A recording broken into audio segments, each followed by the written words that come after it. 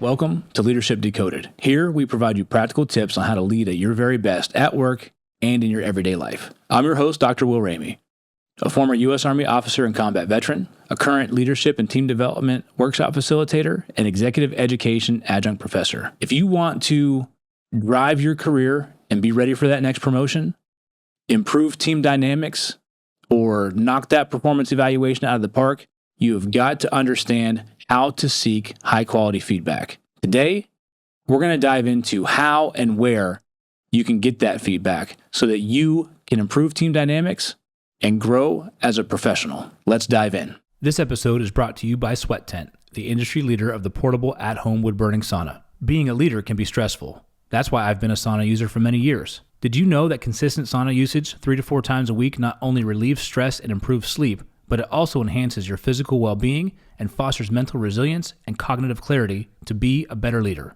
And you no longer have to go to a crowded gym or buy one of those expensive and bulky at-home setups to experience the benefits of a sauna. Sweat Tent is the most portable and affordable at-home sauna on the market.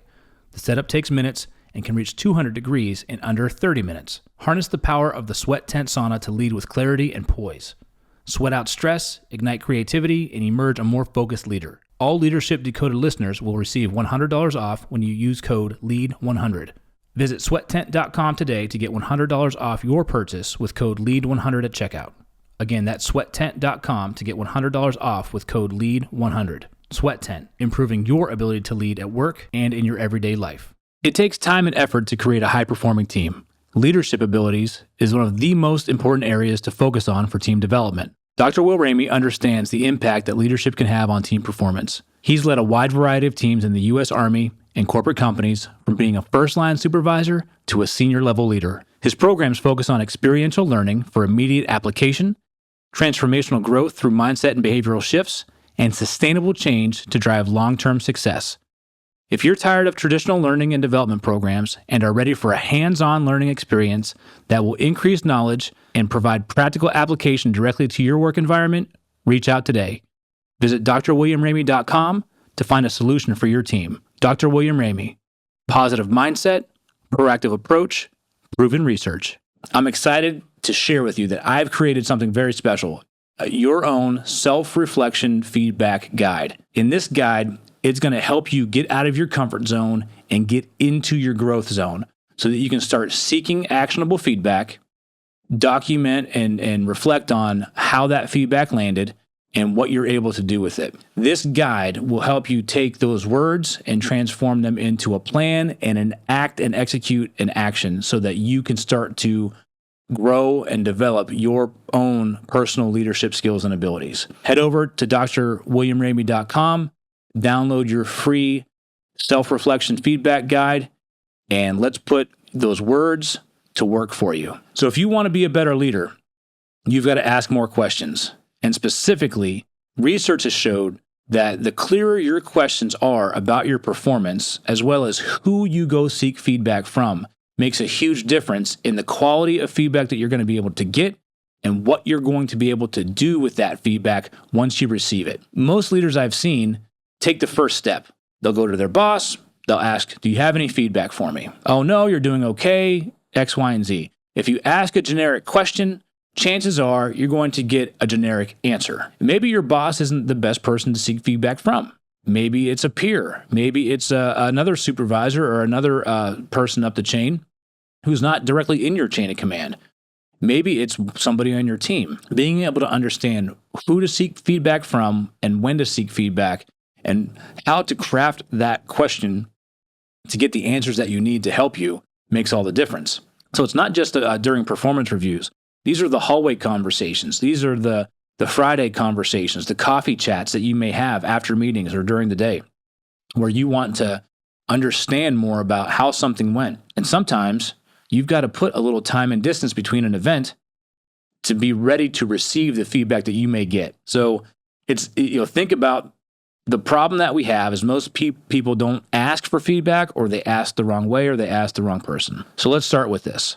Self-initiated feedback is any time you actively ask others, whether it be a supervisor, whether it be a colleague, a teammate, for input on your performance. It can be informal, but it's got to be intentional and it can be incredibly powerful. So it doesn't have to be the quarterly or the biannual or semi-annual performance feedback that you get from your boss. Every opportunity, when you ask somebody about your performance or how that went, is an opportunity for you to learn and grow. That is feedback. I've seen throughout my career, a lot of times people don't even understand that they're receiving feedback when they're getting it. One study has shown, though, that the quality of the feedback you ask for, not just the frequency, but the quality has the strongest link to be able to improve your self-development, especially when this feedback comes from supervisors. When it comes from your supervisor, it typically is a higher quality feedback, but you've got to understand how to ask those questions, not just, do you have feedback for me? So you want to step into a learning goal orientation, or a growth mindset, as it's more commonly known. Being able to shift your mindset for developing competence, learning new skills, mastering your craft takes courage, and it takes asking more pointed, specific, clarifying questions. So strong leaders don't want to just know, do you have any feedback for me? You want to ask, how did my message land? Did it resonate with the audience? How was my body language? Did I come off as prepared? Did I get the outcome I was there to get? You want to ask very specific, smart, measurable, attainable, reliable, timed type questions. Just like if you were setting up a SMART goal, you want to ask SMART feedback questions. So when you're looking to be open to feedback, be open to it. If you're looking for accolades, that is a performance goal orientation. If you're looking for, how do I get better? How do I repeat positive performance? That's a learning goal orientation, an open growth mindset. And research has showed that people with a learning goal orientation, you're significantly more likely to seek feedback, and you're also more likely to feel like it's helping you advance in your career, advance in your position. Because it's not just about proving yourself, it's about improving yourself. So when you go to seek that feedback, ask very clear questions. Before you go, prepare yourself. What is it that you want to get from the conversation? What is it you want to seek help on? Where did you see your opportunities to improve? Self-assess first. Ask those clear questions. If you were going to give feedback to a peer, what types of questions would you want them to ask you? Put yourself in their seat and then ask those very same specific questions, because higher quality feedback starts with higher quality questions. The other part here is the power of culture at work. So a perceived learning culture that you want to establish within your team, not just for yourself, but for those that you lead and potentially for your peers. You've got to understand that the belief is that your organization supports learning and development. So as you start to invest time and resources in developing yourself, you've got to take a step back also and look at, is my organization a learning and development organization? Does my team, in your microcosm, does my team feel like we can learn and develop as a team? How do we view mistakes? Is feedback sought out? Is it expected? Is it clear? Is it concise? Is it specific? Do I give my team feedback? Do they know that after something happens or after a milestone event that we're going to come together and do an after-action review, and we're going to break open what happened, and we're going to have very specific conversations on what went well, what needs to get improved, and what our plan is to get there? Because when employees believe that the work environment is learning-oriented, and the culture is learning-oriented, the frequency of asking for feedback goes up, and the quality of feedback given goes up. So when you put this into practice, when you embed this in the culture, that feedback is not only desired, but it's expected to be given and received, up and down the chain, left and right, then you're starting to develop a learning culture. This was probably one of the toughest things for me to adapt to when I left the military. My first job after the military was at a distribution center, a Fortune 500 company, and I had a boss who sat me down in our one-on-one and gave me specific feedback and asked if I had feedback for him. Specifically, he framed it as, what do I need to start doing more of? What do I need to stop doing? And what do I need to continue doing that's working well? And when you do the start, stop, continue frame, that helps you get specificity. But it was so foreign to me to give feedback up. And I realized in that moment that he's just trying to develop, and one of the inputs he has on how he's gauging his leadership abilities is coming from his team member. And that company, that was their culture. So it wasn't that I was correcting my boss, it's that I was helping him grow and develop. And that blew my mind. And the light bulb went on. If I want a better boss, well, then I better contribute to his or her learning and development. If I want to be a better leader, they better contribute to mine as well as my team members, and it all cycles and flows. So who you ask for feedback matters as well. Not all feedback is created equal. Who you ask for feedback will impact how helpful the feedback is. If you've got a friend that just always agrees with you and is just there to lift you up, that's not really helping you learn and grow. It's helping you feel better.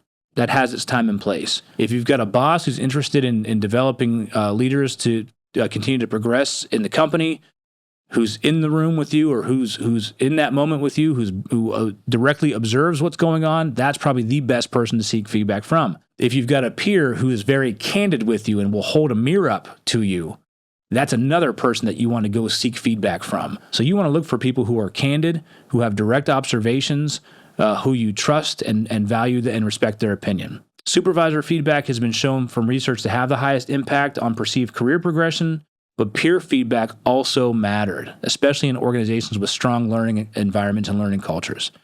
Work left and right. Don't be afraid to show your vulnerability to a peer or perceive that you're in competition. You may be in competition, but don't you want to compete at the best level possible? Yes, you do. And if that's the case, then you go seek feedback from that person. So if you want to grow as a leader, don't wait for feedback. Go out and get it. Start by asking your supervisor one focused, specific question. And you can try that this week. What's one thing I could have done better in that meeting? Give me one area of opportunity that you want me to start doing that I'm not doing today, right? Or what's one thing that I can continue doing that's working well? Because you have to not only work on what may not be going so well, but you have to also understand what is working well so that you can continue doing that. And feedback helps you get there. Maybe you want to go ask a trusted peer this week, where do you see me getting in my own way as a teammate? All right. Another question may be, where am I getting in your way as a teammate? Where can I be more supportive? Ask those questions. Those are more specific questions than, hey, give me some feedback on how I'm doing. And quality matters more than quantity. Remember that. So be specific, be curious, be coachable. Take that feedback, turn it into something actionable. And you can do that with my self-reflection guide, my feedback guide that I've created for you. Don't forget, head over to drwilliamramey.com, download your free guide, print it out, put it to work, and then send me feedback on how well that guide worked for you. Thanks for tuning in to Leadership Decoded. If you enjoyed today's episode, give us a like, drop us a comment, or better yet, download and share it with your friends so that everybody has the opportunity to learn and be at their very best. If you want to keep the conversation going, head over to LinkedIn and connect with me at Dr. William Ramey, or on Instagram at Leadership Decoded Pod, or on Instagram at Will Ramey 1. I'm your host, Dr. Will Ramey, and I'll see you the next time you press play.